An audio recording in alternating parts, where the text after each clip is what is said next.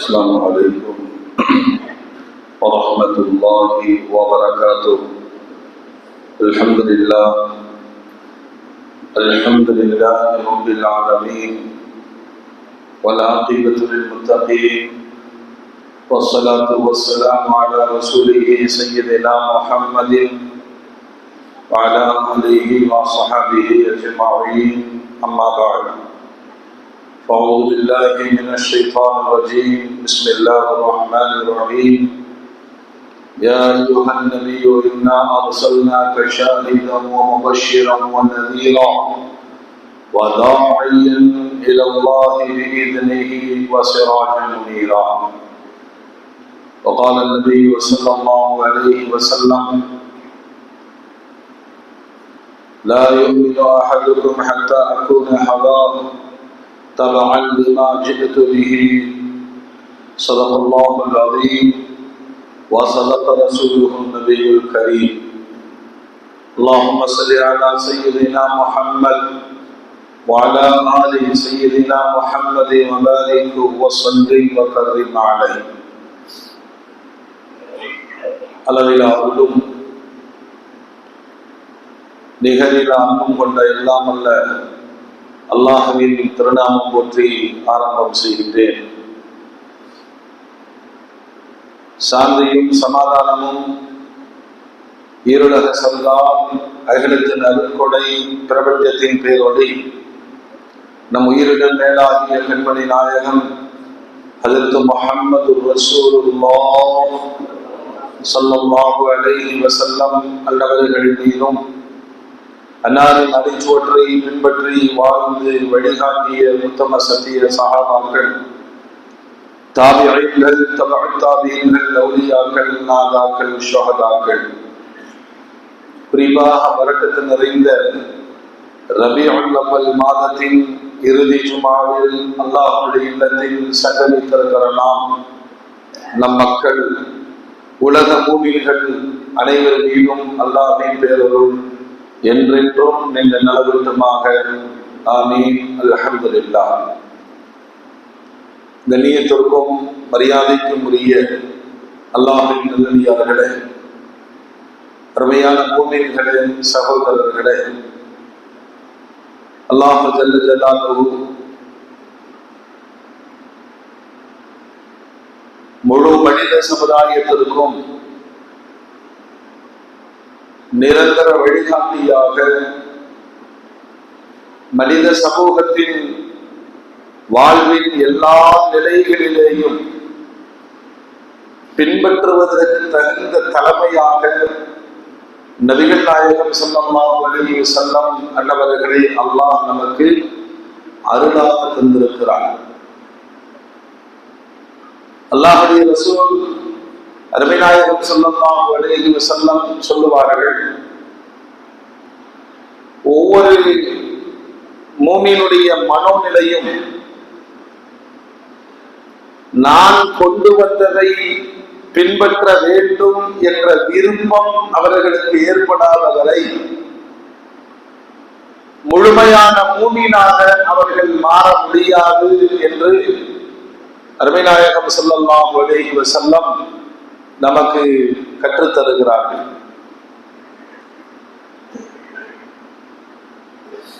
உலக மக்கள் அனைவருக்கும் அல்லாஹ்வுடைய ரசூல் வழிகாட்டியாக இருப்பினும் ஏற்றுக்கொண்டவர்கள், பெருமானாரை அல்லாஹ்வுடைய தூதராக ஏற்றுக்கொண்டவர்கள், அவருடைய மனோநிலை விருப்பம் பெருமானார் சொன்னதை செய்ய வேண்டும், பெருமானார் எதை வழிகாட்டுதலாக தந்திருக்கிறார்களோ அதனை பின்பற்றி நடக்க வேண்டும். வமா ஆதாக்கும் ரசூலு ஃபஹுதூஹ் வமா நஹாக்கும் அன்ஹு ஃபன்தஹு. அல்லாஹ் குர்ஆனிலே சொல்லுவான், எதை பெருமானார் உங்களுக்கு எடுத்து நடக்கும்படி கொடுத்தார்களோ அதனை எடுத்துக்கொள்ளுங்கள், எதை செய்யக்கூடாது என்று உங்களுக்கு விளக்களித்திருக்கிறார்களோ, தடை செய்திருக்கிறார்களோ அதனை விட்டும் நீங்கள் விலகிக் கொள்ளுங்கள். குர்ஆனுடைய இந்த வசனமும் பெருமானாருடைய பொன்மொழியும் முழுமையான ஈமான் உடையவர்களுக்கான அடையாளம் அவருடைய மனோவிருப்பம் யாவும் பெருமானாராக இருக்க வேண்டும். இந்த வழிகாட்டுதல் தான் ஒரு உம்மத்தை இன்று வரையிலும் வாழ வைத்துக் கொண்டிருக்கிறது. எந்த ஒரு கேள்விகளும் எந்த ஒரு தேவையும் ஏற்படுகிற பொழுது ஒரு மூமின் இதுல பெருமானார் என்ன சொன்னார்கள், இதுல ரசூலுடைய வழிகாட்டுதல் என்ன, இந்த மனோநிலை யாரிடம் அதிகபட்சமாக தோன்றுகிறதோ அவர்கள் பரிபூர்ணமான மூமின்கள். இந்த உலகத்துல மிக பெரும் சாதனை மூமின்களே. சாதாரணமாக நம்முடைய வாழ்க்கையில தினசரி நாம் பயன்படுத்தக்கூடிய ஒரு வார்த்தை இதுதான், நீ வாழ்ந்த எண்ணத்தை சாதிச்ச. இது வீடுகளுக்குள்ளும் நண்பர்களுக்குள்ளும் சமூகத்திலும் ஒரு எண்ணம் வெளிப்படுகிறது, மனிதனாக பிறந்தவன் எதையாவது சாதிக்க வேண்டும். சிலர்களை அவர் சார்ந்திருக்கிற துறையில சாதனை படைத்து அவர்கள் மகிழும் பொழுது வாழ்நாள் சாதனையாளர், கல்வித்துறையில, சமூக சேவையில, விவசாய புரட்சியில, அரசியல் சித்தாந்தங்களில என்று இந்த உலகம் சிலர்களை சாதனையாளர்களாக பட்டியலிடுகிறது. எல்லாரும் சாதிக்கணும். அந்த வேட்கையும் அந்த ஆர்வமும் ஒவ்வொரு மனிதனிடத்திலேயும் இருக்க வேண்டும். மனிதன் வீணான படைப்பாக அல்லாஹ் படைக்கவில்லை, ஏதோ ஒரு உயர்ந்த லட்சியத்திற்காக படைக்கப்பட்டிருக்கிறான். இந்த இடத்தில் பெருமானாரை பார்க்கிறோம். உலகத்தின் ஆக சிறந்த பெரும் சாதனையாளராக தனது 63 ஆண்டு காலத்தை இந்த உலகத்திற்கு பாடமாக தந்தவர்கள் பெருமானார் ஸல்லல்லாஹு அலைஹி வஸல்லம். நம்ம அதிகபட்சமா சொன்னா 40 வயசுக்குள்ள லைஃப்ல செட்டில் ஆயிட்டாருன்னு. இவைகள் எல்லாம் தேவைகள். ஒரு வாகனம் வாங்குவது, ஒரு நிலம் வாங்குவது, ஒரு வீடு வாங்குவது, சில வெளிநாட்டு பயணங்களை முடித்துக் கொள்வது, ஒரு நிறுவனத்தை உருவாக்குவது, இவைகள் தேவைகள். ஆனால் இதனையே ஒரு மனிதன் சாதனையாக பேசிக் கொண்டிருந்தால் வாழ்நாள் சாதனை, வாழ்ந்தார், சாதித்தார், மறைந்தார். இந்த கேள்வியை பெருமானாருக்கு முன்னால் வைக்கிறோம். 40வது வயதில் நபியாக அறிமுகப்படுத்தப்பட்ட பிறகு தன்னுடைய வாழ்நாள் சாதனையாக ஒரு லட்சியத்தை பெருமானார் கையில் எடுத்தார்கள்.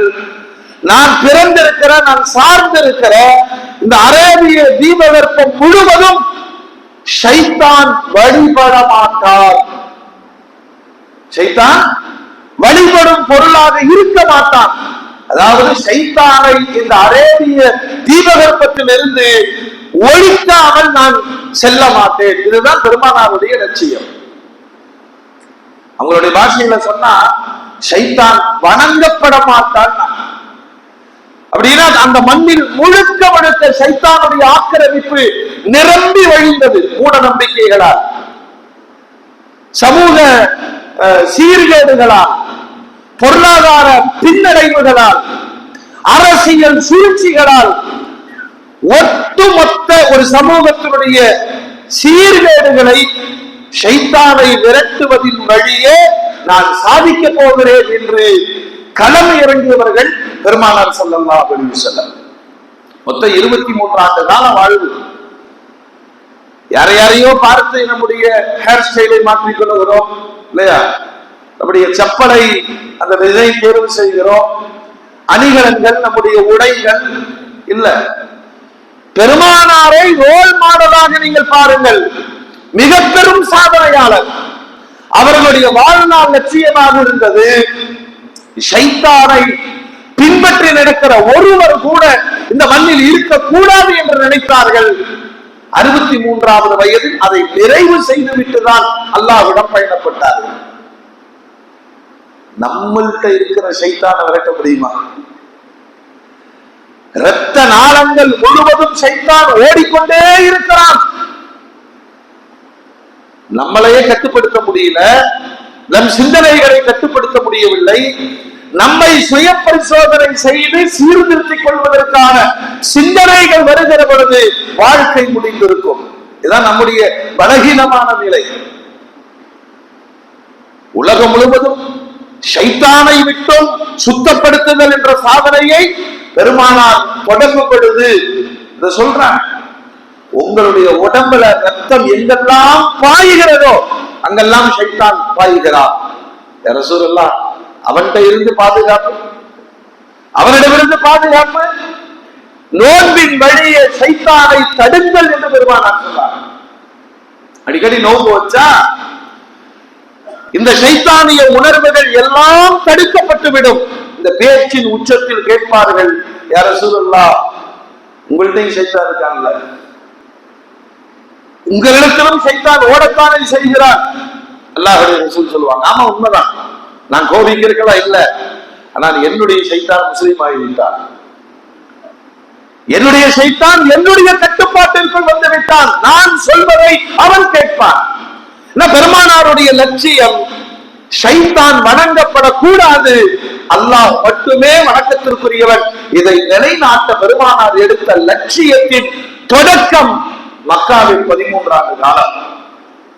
இந்த 13 வருஷமா பாருங்களேன், அல்லாஹ் என்று உச்சரிக்க வைப்பதற்கும் அல்லாஹ் என்ற வார்த்தையை ஒத்துக்கொள்ள வைப்பதற்கும் அல்லாஹ் என்ற வார்த்தையை எழுதுவதற்கும் அல்லாஹ் என்ற வார்த்தையை படிப்பதற்கும் இதற்கே 13 ஆண்டுகள் பெருமானாருடைய லட்சிய பயணம் தொடர்ந்து இருக்கிறது.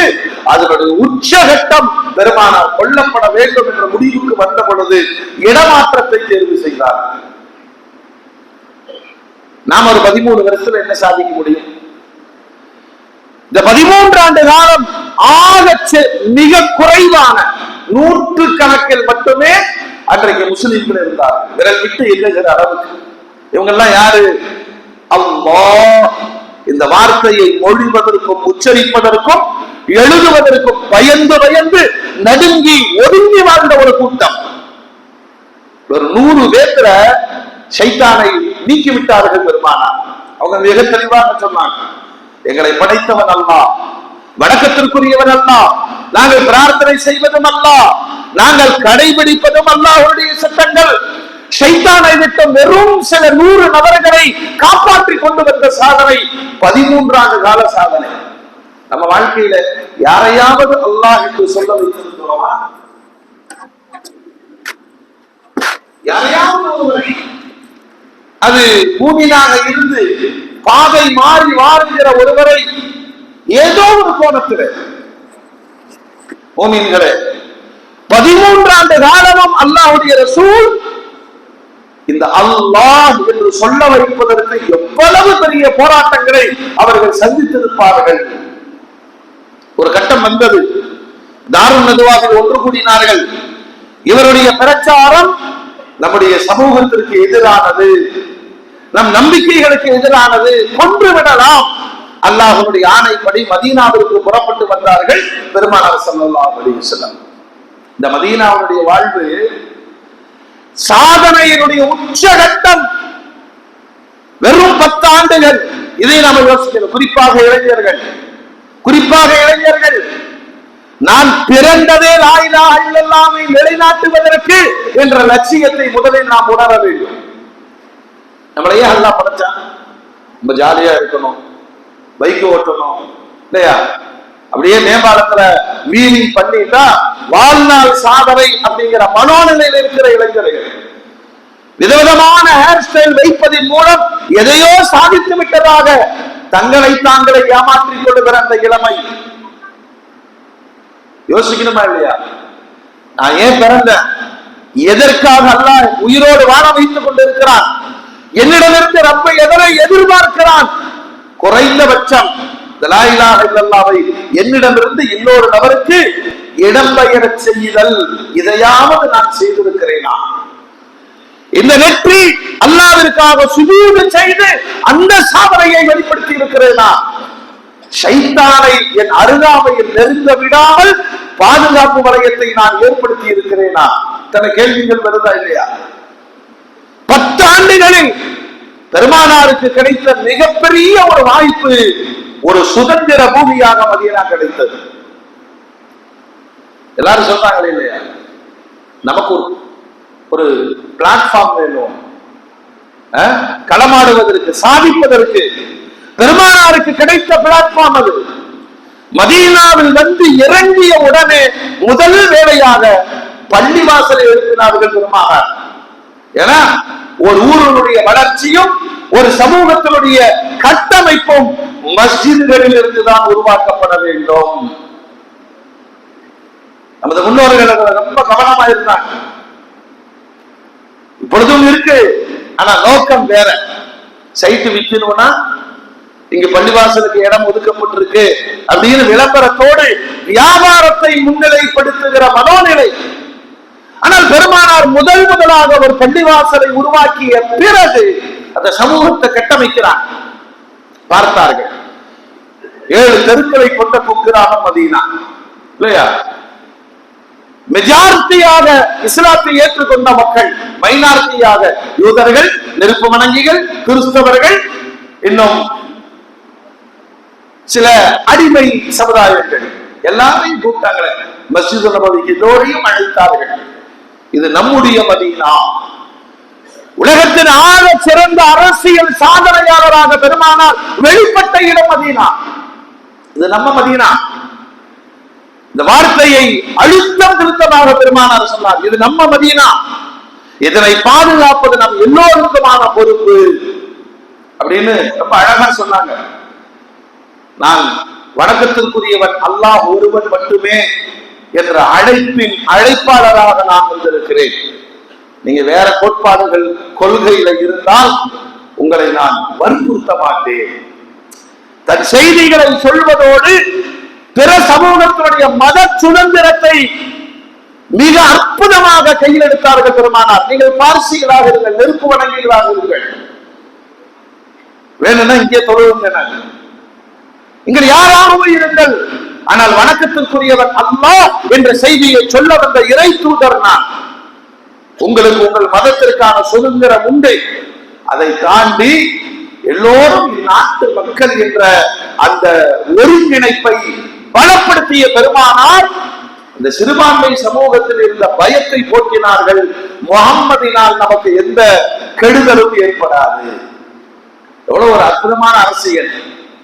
அதற்கு பிறகு தான் கட்டிய பள்ளிவாசலில் ஒரு மதரசாவை உருவாக்கினார்கள். 400 மாணவர்கள். உலகத்துல பெருமானார் சொல்வாங்க, அகைப்புல் அரபு மொழியை நீங்கள் விரும்புங்கள், நேசியுங்கள் என்று சொன்னார்கள். அதுக்கு காரணத்தை சொன்னாங்க. நான் அரபி, குர்ஆன் அரபி, சொர்க்கத்து மொழி அரபி. ஒரு சாதனையாளருடைய சாதனையின் அடையாளம் என்ன தெரியுமா? தான் நினைத்த இலக்கை அடைய வேண்டும். உலகம் முழுவதும் இந்த அரபு மொழியை உச்சரிக்க வைக்க வேண்டும் என்ற பெருமானாருடைய லட்சியம் இன்னைக்கு உலகம் முழுவதும் உச்சரிக்கப்படுது. பேச மொழியாக இல்லாவிட்டாலும் ஓது மொழியாக உலகம் முழுவதும் வியாபித்திருக்கிற தவிர்க்க முடியாத மொழி அரபு மொழி. தமிழ்நாட்டுக்கும் அரபு நாட்டுக்கும் என்ன சம்பந்தம் இருக்கு? ஆனால் இங்கு பிறந்து வளருகிற ஒரு குழந்தை அது வண்டி இட்டு ஓடுகிறது, நபியினுடைய மொழியை ரசிக்கிறது, குர்ஆனுடைய மொழியை வாசிக்கிறது, சொர்க்கத்து மொழியை கற்றுக்கொள்கிறது. பெருமானாருடைய லட்சியம் அந்த சாதனையை தொட்டுவிட்ட சிகரத்தின் உயரம் கியாமத்து வரைக்கும் உலகம் முழுவதும் குர்ஆன் வாசிக்கப்பட்டுக் கொண்டே இருக்கும். அவ்வளவு சீக்கிரம் இந்த சாதனையை எட்டி பிடித்து விட முடியுமா? தான் உருவாக்கிய மஸ்ஜித் நபவியினுடைய திண்ணையிலே முறைசாரும் கல்வியை பெருமானார் ஏற்படுத்தினார். இன்னைக்கும் நாம மார்க்கத்தை கற்றுக்கொள்வதற்கு நேரம் நமக்கு கிடையவே கிடையாது. நேரமே இல்லைங்க, நேரமே இல்லை. ஏன்னா நாம ஒரு லட்சியத்தை நோக்கி பயணித்துக் கொண்டிருக்கிறோம் இல்லையா? கல்வி குடிக்கணும், கண்டதையெல்லாம் பேசணும், அடுத்தவன் பஞ்சாயத்தை, நேரமே இல்லை. அல்லாஹ்வுடைய அருள்மறையை ஓதுவதற்கான நேரம் நமக்கு கிடைப்பதில்லை. ஆனால் பெருமானார் ஸல்லல்லாஹு அலைஹி வஸல்லம் தன் மக்களை கூட்டி வைத்து சொன்னார்கள், நான் ஒரு சாதனை நோக்கி பயணிக்கிறேன், இங்கு அத்தனை பேர்களும் கல்வியாளர்களாக இருக்க வேண்டும்.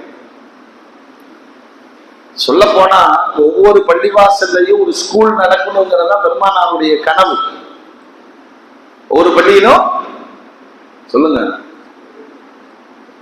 கல்வி நிலையங்கள் நடத்தப்பட வேண்டும்.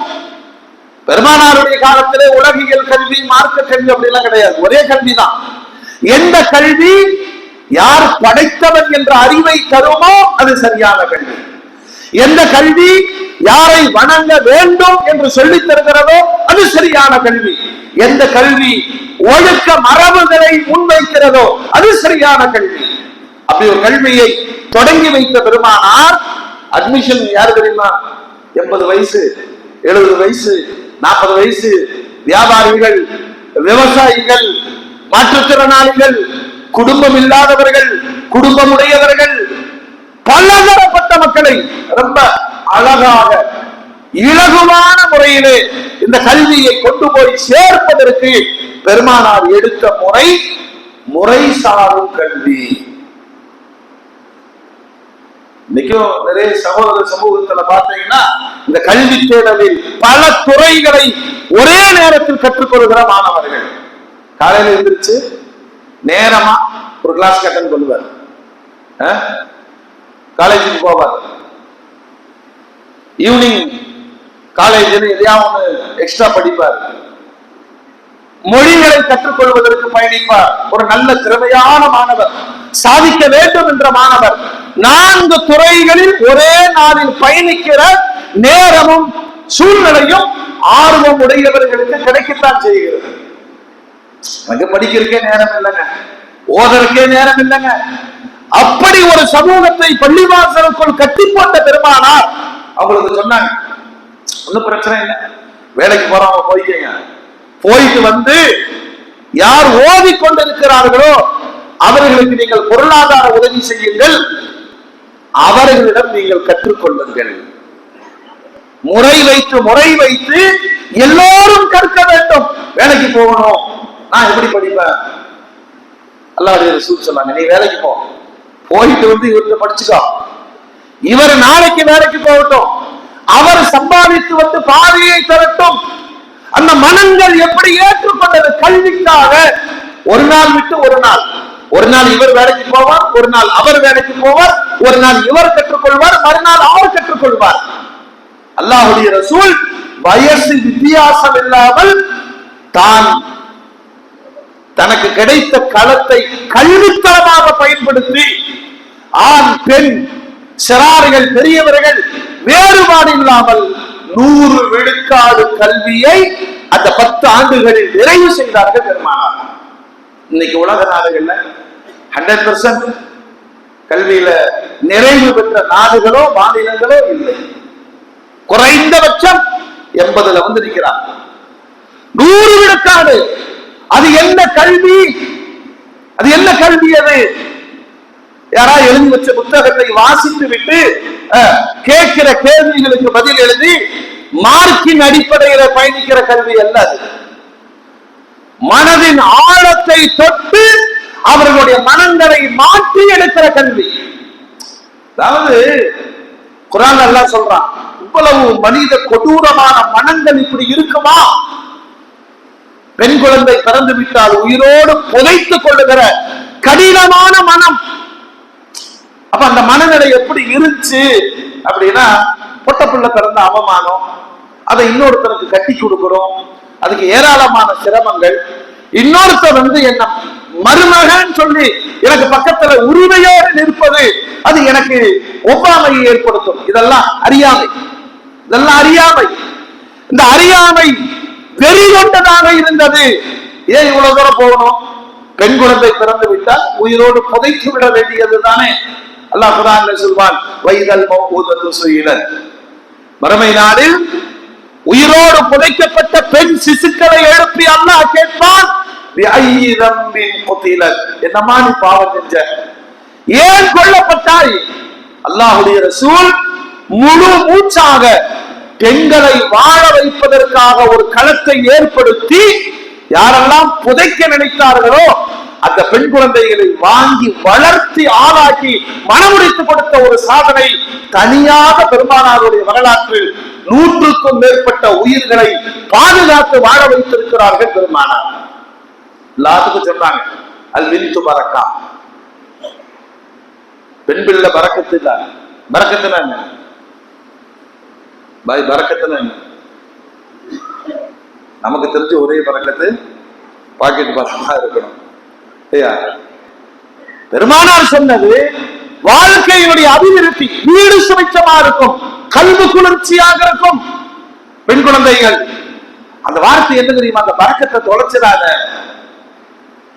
யாருக்கு 3 பெண் குழந்தைகள் இருந்து அவர்களை நல்ல கல்வியை கொடுத்து ஒழுக்கத்தை கற்றுத்தந்து அவர்களை திருமணம் முடித்து கொடுத்து தன்னிறைவாக ஆக்குகிறாரோ அவர் சொர்க்கவாதின்னு பெருமானார் சொன்னார்.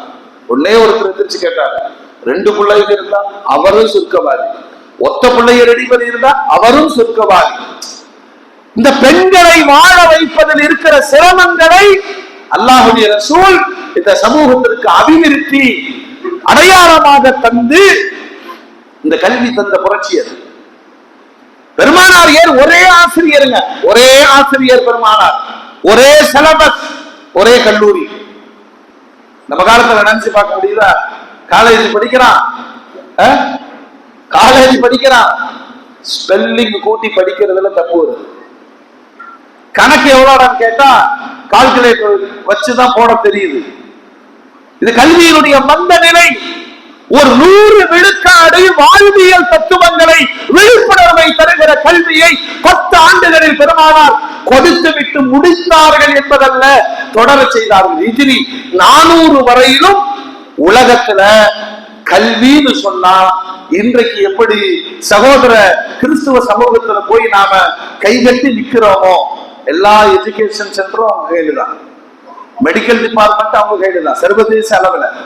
ஹிஜ்ரி 400 வரையிலும் இந்த உம்மத்து தான் கல்வித்துறையை கையில் வைத்திருந்தது. ஆரம்ப காலத்தில் எழுத்து கூட்டி ஓதிக்கொண்டிருந்த ஒரு சமூகம் காலப்போக்கில் குர்ஆனை மையப்படுத்தி ஆராய்ச்சிகளுக்கு எடுத்தியது. மண்ணியல், விண்ணியல், சாஸ்திரங்கள், சூரிய சந்திர எல்லா ஆராய்ச்சிகளையும் முன்வைத்து சாதனை படைத்த ஒரு வரலாறு பெருமானார் உருவாக்கிய கல்வி முறையில் இருந்தது. வரலாறு சொல்லிக்காங்க. வாழ்க்கையில லட்சியம் வேணுமா இல்லையா? ஷைத்தானை விரட்டுவதின் முதல் ஆயுதம் மூட நம்பிக்கைகளை ஒழிக்கிற கல்வி ஞானம் ஒருவரிடம் இருந்தால் அவர் ஷைத்தானை விட்டு பாதுகாக்கப்பட்டுருவார். எளிமையான பாடம். அந்த மக்களை அவ்வளவு முரட்டு சுபாவம் உடையவர்களை வார்த்தெடுத்த பெருமானார். சுபஹானல்லாஹ். அதோட நிற்கிறைய ஒரு சமூகம் தொடர்ந்து இணைப்போடு பயணிப்பதற்கான வழிமுறைகள். இன்னைக்கு உலகத்துல மனிதர்களுடைய அறிமுகங்கள் எப்படி இருக்கு? 2 பேரும் சந்திக்கிறோம். நீங்க யாருங்க? நான் மதுரை. அப்படியே மதுரையில் என்ன பண்றீங்க? அப்படியே அறிமுகங்கள் போயிட்டு நீங்க எந்த ஜாதி, நீங்க எந்த குடும்பம், அவனுக்கு ஒத்து வருகிற செய்திகள் அங்கு இருந்தால் அங்கு உறவு முறைகள் தொடரும். யாருமே தெரியாதுங்க, அவ்வளவுதான். வியாபாரம்னா வியாபாரத்தோடு முடிந்தது, பயணம்னா பயணத்தோடு முடிந்தது. எந்த காரணமும் இல்லை, எந்த காரணமும் இல்லை. பள்ளிவாசல்ல கூட்டம் கூட்டமாய் கூடி மலக்குமார்களை போல அணி அணியாய் சப்புகளாய் நின்று தொழுகை நடத்தி பார்க்கிறவர்களுக்கெல்லாம் சலாம் சொல்லி அதிகபட்சமாய் கை முறுக்கி என்ன உறவு முறைகள் இருக்கு சொல்லுங்க? என்ன உறவு முறைகள்? இன்னமல் முஃமினூன இஹ்வா. நீங்கள் எல்லாம் மூமின்கள், மூமின்கள் எல்லாம் சகோதரர்கள். எந்த காரணமும் தெரிய வேண்டியது. நீங்கள் கருப்பரா, நீங்கள் வெள்ளையரா, நீங்கள் வெளிமாநிலமா, நீங்கள் வெளிநாடா, உங்கள் தாய்மொழிதா, இது அத்தனையும் அடையாள குறியீடுகள். அதை தாண்டி ஒரு மூமின் இன்னொரு மூமினுக்கு சகோதரன். பெருமானார் ஸல்லல்லாஹு அலைஹி வஸல்லம் அழுத்தமாக பதிவு செஞ்சாங்க. சும்மா சகோதரா அப்படின்னு போறதல்ல. அல் மூமினோட மூமினி கல்புனியான் யஷுத்து பாதுஹு பாதா. ஒரு கட்டிடம் மாதிரி நீங்க மூமின்கள்னா ஒரு கட்டிடம் மாதிரி. எப்படி செங்கற்கள் அடுக்கி வைத்து ஒரு கட்டிடம் உருவாக்கப்படுகிறதோ, இந்த சமூகத்தை கட்டமைக்கிற செங்கல்களாய் நீங்கள் ஒருவருக்கொருவர் சகோதரர்கள். எல்லாருடைய சுகதுக்கத்துல எல்லாரும் பங்கெடுக்கணும். ஒரு மூமியின் பஜ்ர்ல காணாவிட்டால் பெருமானார் கேட்பார்கள், எங்க அவரு? அவருக்கு உடம்பு சரியில்லை, வாங்க ஜமாத்தா போய் விசாரிப்போம். ஆறுதல் சொல்வதற்கு சகோதர கூட்டம் இருக்கிறது என்ற உணர்வை பெருமானார் உருவாக்கி வைத்தார்கள்.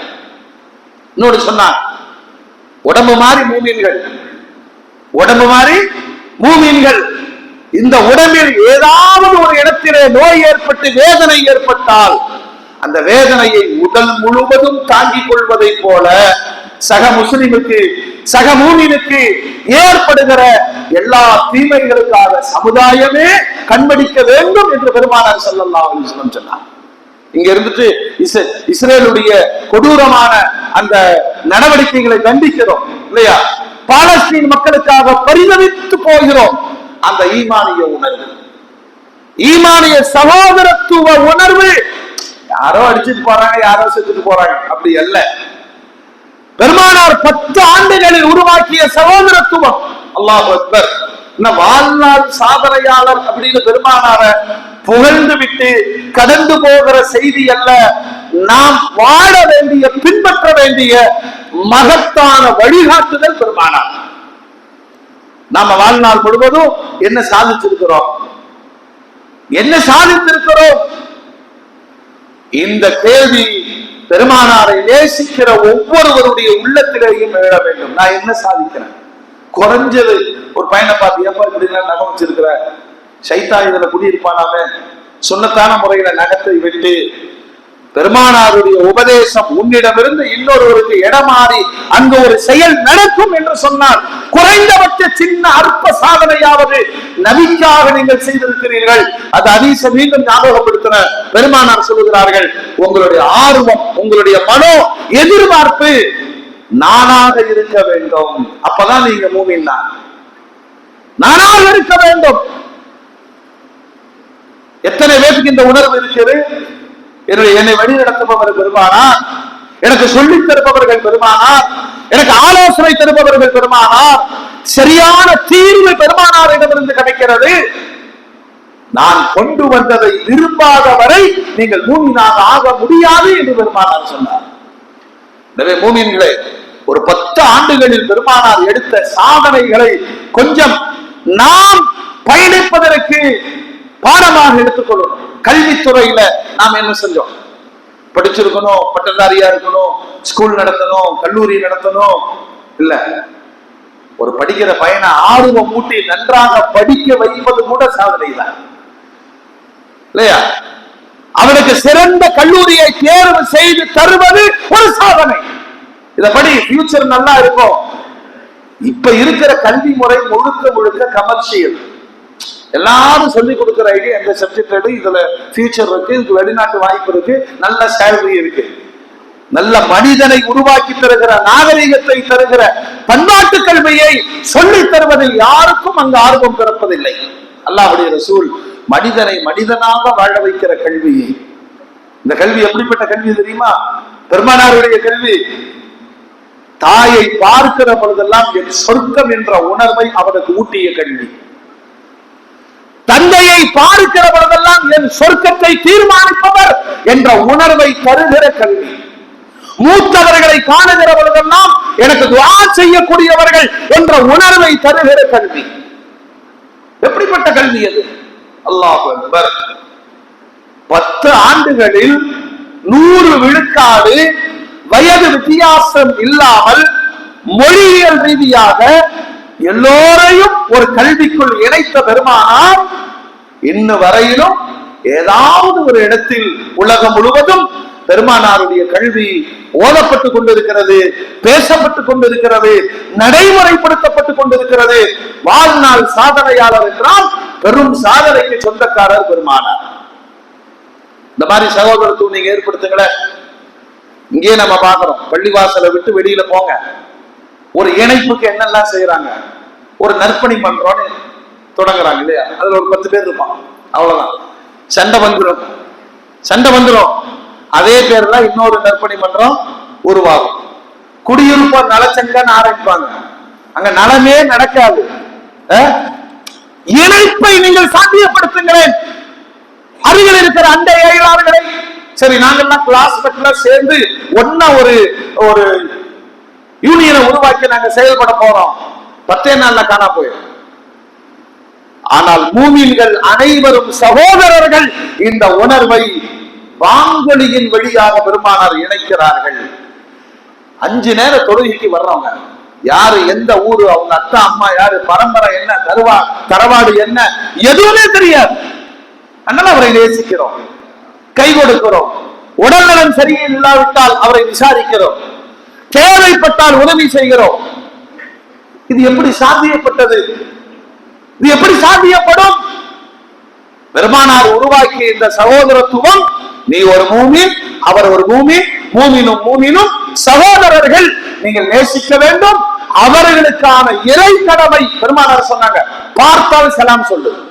ஒரு மூமின் இன்னொரு மூமினுக்கான கடமை, பார்த்தா சலாம் சொல்லு. அட்ரஸ் கேட்டிருப்பாங்க, நீங்க யாரு, எந்த ஊரு, என்ன கருப்பா இருக்கிறீங்க, இதெல்லாம் கேட்டுட்டு அஸ்ஸலாமு அலைக்கும் இல்ல, பார்த்தால் சலாம் சொல்லு. உனக்கு அல்லாஹ்வுடைய உதவி வேண்டுமானால் கைலாகு கொடு. இன்னும் அரவணைப்பு ஏற்பட வேண்டுமானால் கட்டி அணை. அவர் நோய்வாய்ப்பட்டால் அவரை நலம் விசாரி. அவருக்கு உதவிகள் தேவைப்பட்டால் உதவி செய். அவர் மரணித்து விட்டால் அவருடைய ஜனாசாவில் கலந்து கொள். இங்கு அடையாளப்படுத்துவதற்கான குறியீடுகள் எதுவுமே கிடையாது.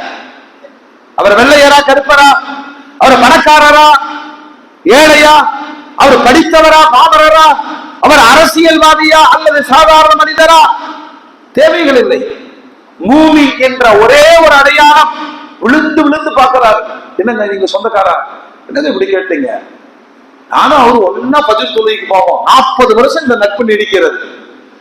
மூமின் இந்த ஒரு சகோதரத்துவத்தை நிலைக்கு செய்த பெருமானாருடைய வாழ்நாள் சாதனை நாம தொடர வேண்டும் என்பதுதான் அந்த வரலாற்று செய்தி.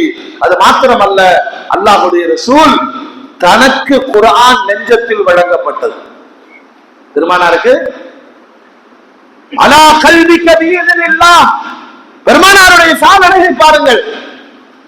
அல்லாஹ்வுடைய அனுமதியின்படி ஜிப்ரீல் அலைஹிஸ்ஸலாம் ஓதி காண்பித்து பெருமானாருடைய இதயத்தில் இறக்கப்பட்டது குர்ஆன். அப்படின்னா தௌராத் வேதமோ, இன்ஜீல் வேதமோ, ஜபூர் வேதமோ பலகைகளில் அது தரப்பட்டது, இதயத்தில் இறக்கப்படவில்லை. உலகத்துல எந்த வேதமும் மனப்பாடம் செய்யப்படவில்லை. குர்ஆன் அல்லாஹ் பாதுகாக்கிறதுக்கு வழி என்ன தெரியுமா? இதை பைஹாத் பண்றதுக்கான எளிமையை உருவாக்கி தந்தான். பெருமானார் தான் முதல் ஹாஃபிஸ். பெருமானாரிடமிருந்து இந்த சொல்வாங்க சீனா பசீனா, நெஞ்சத்திலிருந்து நெஞ்சத்திற்கு இடமாற்றம் பெற்ற அற்புத சாதனை. பெண்கள் நிறைய குர்ஆனை மரணம் செய்த ஹாஃபிதாக்கள். இன்றைக்கு உலகளாவிய அரங்கத்திலே கோடிக்கணக்கான மக்கள் குர்ஆனை சுமந்து நடமாடுகிற குர்ஆனாக வாழ்ந்து கொண்டிருக்கிறார்கள் என்றால் பெருமானாருடைய இந்த குர்ஆனை பாதுகாக்கிற சாதனையை பெருமானாரிடமிருந்து அல்லாஹ் தொடங்கி வைத்தார். பெருமானார் இந்த உம்மத்து முழுவதும் வியாபிக்க செய்தார்கள். இதைவிட வாழ்நாள் சாதனையா நாம நினைக்கிறோம். ஒன்று நான் ஹாஃபிதாகணும் அல்லது ஒரு ஹாஃபிதை சொல்லுங்க.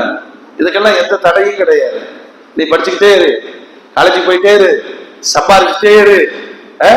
கொஞ்சம் மனக்கட்டுப்பாடுகள் இருந்து வயது வித்தியாசம் இல்லாமல் அர்ப்பணிப்பு இருந்தால் யாரும் குர்ஆனை மரணம் செய்த ஹாஃபிதாக ஆகலாம். அதுக்கான ஸ்டேட்டஸ் பெருமானார் சொன்னாங்க. அல்லாஹ்வுடைய வேதத்தை எந்த இதயங்கள் சுமக்கிறதோ மறுமை நாளில் தான் சார்ந்த 70 நபர்களை அல்லாஹ்விடத்திலே சிபாரிசு செய்யக்கூடிய அதிகாரம் அந்த ஹாஃபிதுகளுக்கு நான் வழங்குகிறேன் பெருமானார் சொன்னார். எவ்வளவு பெரிய சாதனை, எவ்வளவு பெரிய சாதனை. நம்ம நினைச்சுக்கிறோம் பையன் ட்ரிபிள் முடிச்சிட்டாருங்க, பெரிய சாதனை. சம்பாதிப்பதற்கான ஒரு கலை, அவ்வளவுதான். சாதனை என்பது என்ன தெரியுமா? தனக்கும் பயனளிக்க வேண்டும், பிறருக்கும் பயனளிக்க வேண்டும். வடநாடுகள்ல போனா இந்த துனியாவுடைய படிப்பு கொஞ்சம் குறைவு, ஆனால் வீட்டில் இருக்கிற எல்லாருமே ஆசிரியர்கள். அப்படி ஒரு ஈமானிய தேட்டம் எல்லா மக்களிடத்திலும். இது காரணம் ஒன்றே ஒன்றுதான், பெருமானாருடைய வழியில் அந்த சாதனைகளை தொடர வேண்டும் என்பது. அது மாத்திரமல்ல, 10 ஆண்டுகள்ல தான் பயணிச்ச களமாக கண்ட மதீனாவுக்குள்ள பெருமானார் ஒரு அரசியல் தலைவராக, பொருளாதார நிபுணராக ஆய்வு செய்த போது வறுமையின் உச்சத்தில் இருந்தார்கள் மக்கள். இந்த வறுமை எப்படி ஒழிக்கிறது? நிறைய சம்பாதிக்கிறதுங்கிறது ஒரு பக்கம் இருக்கு, சிக்கனமா செலவழிக்கிறதுங்கிறது இன்னொரு பக்கம் இருக்கு இல்லையா? அல்லாஹ்வுடைய ரசூல் உள்ள நுழைஞ்சவங்க சொன்னாங்க, வறுமை தீரணும்னு சொன்னா பாவத்தை விடு, பாவம் செய்யாத. இரண்டாவது, பரஸ்பரம் உதவி செய்யுங்கள், வீண் விரயங்களை தவிர்த்துக் கொள்ளுங்கள். அவ்வளவுதான் பொருளாதார திட்டம் என்பது பெருமானார் தந்த 10 ஆண்டுகள்ல. ஏன்னா ஒரு செல்வந்தரின் வீண் விரயம் 10 குடும்பங்களின் வாழ்வாதாரம் இல்லையா? அல்லாஹ்வுடைய ரசூல் இந்த வீண் விரயத்தை தடுக்க சொன்னார்கள், கடுமையா சொன்னார். இன்னல் முபத்திரீன கானூ மின் இஹ்வானி ஷயாத்தீன். வீண் விரயம் செய்யக்கூடியவர்கள் ஷைத்தானுடைய சகோதரர்கள். குர்ஆன் கண்டிக்கிறது. அல்லாஹ்வுடைய ரசூல் சொன்னாங்க, எது தேவையோ அதை சாப்பிடு, எது தேவையோ அதை உடுத்து, எது தேவையோ அதை பயன்படுத்து. நம்மளையும் பார்க்கிறோம், 10 செப்பல் வீட்டுல வச்சிருக்காரு. அவருக்கு போடுறோமா இல்லையா இல்ல, அப்பப்ப எது எது புதுசா இறங்கதான் அது வாங்கி ஆகும். 40க்கும் மேற்பட்ட ஜீன்ஸுகள். ஒரு சாதாரண ஒரு மனிதனுடைய வீண் விரயங்கள் இங்கு தொடங்கி வாழ்க்கையினுடைய பல இடங்களில் ஒரு சமூகத்தினுடைய பொருளாதாரத்தில் வறுமைக்கு காரணம் வீண் விரயம். பரஸ்பரம் உதவி செய்யறதுன்னா என்ன? அப்படியே திரும்பி பார்க்கிறோம், பக்கத்து வீட்டுல கஷ்டப்படுறாங்க, ஹதியா கொடுங்கள், அன்பளிப்பா கொடுங்க, சதக்கா கொடுங்கள். ஏதோ ஒரு வழியிலே என்னுடைய பொருளாதாரம் இன்னொரு இடத்திற்கு போய் வறுமையை ஒழிக்க வேண்டும். கடுமையாக பெருமானார் கையில் எடுத்தது. ஊர்ல இருக்கிற பணக்காரங்களை எல்லாம் கணக்கெடுத்து 2.5% என்னிடம் கொண்டு வந்து தர வேண்டும், நான் ஏழைகளுக்கு கொண்டு போய் சேர்ப்பேன். இப்படி ஒரு பொருளாதார நடவடிக்கையில் 10ஆம் ஆண்டு இறுதியிலே மதீனாவில் ஜகாத்தை கொடுப்பதற்கு ஒருவர் கிளம்புவார். வாங்குவதற்கான ஏழை இல்லை என்பது நாயகம் வாழ்ந்த காலத்திலேயே ஏற்படுத்திய சாதனைகளின் உச்சம். நம்ம நாட்டிலையும் எப்ப யார் ஆட்சிக்கு வந்தாலும் சரி, மக்களை ஏமாத்துறதுக்கு சொல்ற ஒரு வார்த்தை, மது ஒழிப்பை கொண்டு வருவோம். அதுவும் ஒழியல, சொல்றவனும் ஒழியல. பெருமானார் ஒழித்தார்கள். 3 ஸ்டெப் தான், 3 ஸ்டெப் தான். சாராயம் குடிக்காதீங்க, கெட்டது உபதேசம். சாராயம் குடிக்காதீங்க சொல்லுங்க, கெட்டது, ஒரே உபதேசம், அவ்வளவுதான். சிலருக்கு மனமாற்றம் ஏற்பட்டது, மதுவை நிறுத்தி கொண்டார்கள். 2வது ஸ்டெப், தொழுகைக்கு வரும்போது குடிக்காதீங்கிறாங்க. நல்லா யோசிக்கணும், எப்படி குடிச்சிருக்காங்க, எப்படி குடிச்சிருக்காங்க யோசிக்கணும். தொழுகைக்கு வரும்போது குடிக்காதப்பா. தொழுகையாளிகள் குடிப்பை நிறுத்தி கொண்டார்கள். இதுக்கு கால அவகாசங்கள்லாம் இருந்தது. 3வது கட்டத்தில் முழு மது விலக்கு, குர்ஆனுடைய வசனத்தை ஓதி காண்பித்தார்கள். அவ்வளவுதான். நபியுடைய வார்த்தைக்கும் குர்ஆனுடைய வசனத்திற்கும் அந்த சமூகம் கட்டுப்பட்ட பாங்கு இருக்குது. குர்ஆனுடைய வசனம் ஓதப்பட்ட உடனே வீடுகளில் சேமிப்பில் வைத்திருந்த மதுக்களை தெருக்களில் ஓரவிட்டார்கள். அடியோடு ஒரே நாளில் நிரந்தர மதுவுக்கு தடை ஏற்படுத்தப்பட்டு 1400 ஆண்டுகளாய் மது இல்லாத நாடாக அரபுகள் இப்ப மாறிட்டு இருக்கு. இப்ப சைத்தானுக்கு கொண்டு வந்துட்டாருங்க. அல்லாஹ் அக்பர். சாத்தியமா இல்லையா? பெருமானாருடைய எப்படி சாத்தியப்பட்டது? என் மகனை திருத்த முடியலையே, என் அண்ணனை திருத்த முடியலையே, பெருமானாருக்கு எப்படி சாத்தியப்பட்டது? மோமின்களே, பெருமானாருடைய சாதனைகளை எழுதுகிற இமாம்கள் சொல்லுவாங்க, சுப்ஹானல்லாஹ், 10 ஆண்டுகளில் இந்த சமூகத்தில் ஜமாத் அமைப்பை கொண்டு வந்தார்கள் பெருமானார். ஜகாத்தினுடைய விநியோகத்தில் வறுமை ஒழிப்புக்கான திட்டத்தை தீர்வு கண்டார்கள். 100 விழுக்காடு கல்வி சமுதாயத்தை உருவாக்கினார்கள். பெண் பிறப்பை ஊக்குவித்து பெண் கொலை செய்யப்படுவதை தடுத்த பெருமானார் பெண்களுக்கான முழு உரிமையை தந்தார்கள். அப்படியே பெருமானாருடைய அதுக்கு மேல அல்லாஹ் அக்பர் 1,00,000 சஹாபாக்கள். சஹாபாக்கள் அப்படிங்கிறதுல ஃப்ரெண்டு, நண்பரு, தோழரு இந்த வார்த்தைகளை கட்டுப்படுத்தாது. சின்ன குழந்தையிலிருந்து நடுத்தர வயதிலிருந்து வயோதிகர்களிலிருந்து எல்லோரும் பெருமானாரோடு இருந்தவர்கள், உடன் இருந்தவர்கள் சஹாபாக்கள். உயிர் கொடுக்கும் தோழர்கள். 1,14,000 பேர் அரபாத்து பெருவழியிலே பெருமானார் பேசினால் அடுத்து செயல்படுவதற்கான வீரர்களாக உருவாக்கிவிட்டு போனார். 6676 குர்ஆனி வசனங்கள், 7 லட்சத்திற்கும் அதிகமான ஹதீசுகள், 65 போர்க்களங்கள், 65 நற்பண்புகள், பெருமானாருடைய 50 தனிச்சிறப்புகள். சுப்ஹானல்லாஹ். ஒரு 10 ஆண்டுகளில் அல்லாஹ்வுடைய ரசூல் இன்றைக்கு பிரச்சனை நடந்து கொண்டிருக்கிற ஈரான் குறித்து அன்னைக்கு சொன்னான். ரோம பேரரசும் பாரசீகமும் என் காலடியில் விழும் என்று சொன்னார்.